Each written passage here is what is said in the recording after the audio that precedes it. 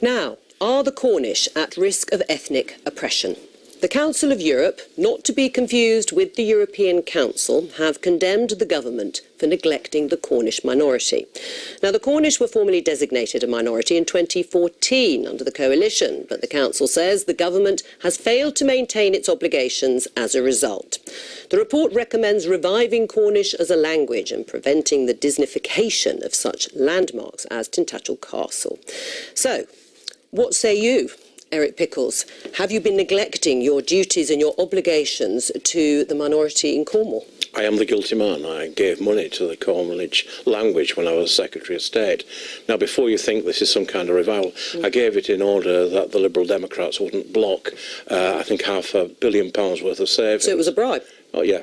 Absolutely. Well, I can't fault you for your honesty, that's for sure. I wasn't entirely convinced, but I think it was £30,000 was worth £500,000. Right. £500 million. But you admit that the government's done nothing in terms of trying to actually help or promote Cornish? I think government's help should be to Cornwall. It should be to the people of Cornwall. It should be about industry in Cornwall. It should be about education in Cornwall. I'm not entirely sure. I'd like the idea that Cornish is going to would continue in some form or another, but after all, most of that went in for people learning the language, which I'm sure is very beautiful. Right. Do you think it was right, even though Eric Pickels said he only did it to block the Liberal Democrats either doing or not doing something that the Conservative part of the coalition wanted them to? Was it right to designate Cornwall and Cornish in the way it has been? I think it's not a bad thing at all to recognise the diversity we have throughout the United Kingdom, and I think, you know, the culture and languages of our great country is fine. What I have got. Did you write your press release? No, I did not. What I do find, though, in all this, and I think with the gentleman on next, is that the idea that I think they're calling for a sort of independence for Cornwall.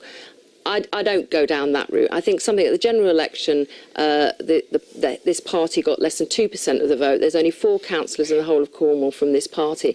I think we can reduce things to such a level that actually it gets a bit ridiculous. But culture and language and, you know, making sure that isn't lost and supporting it in different ways is a good thing. Yeah, but there's no point if you're not going to do anything about it and actually you may have put the money in, but you haven't actually backed it up then, have you? Well, somebody said, what kind of idiot funded this in the first place? And I said, that would be me. And you've just reinforced that on the programme. Thank you so much. Well, we don't often get yes answers from politicians.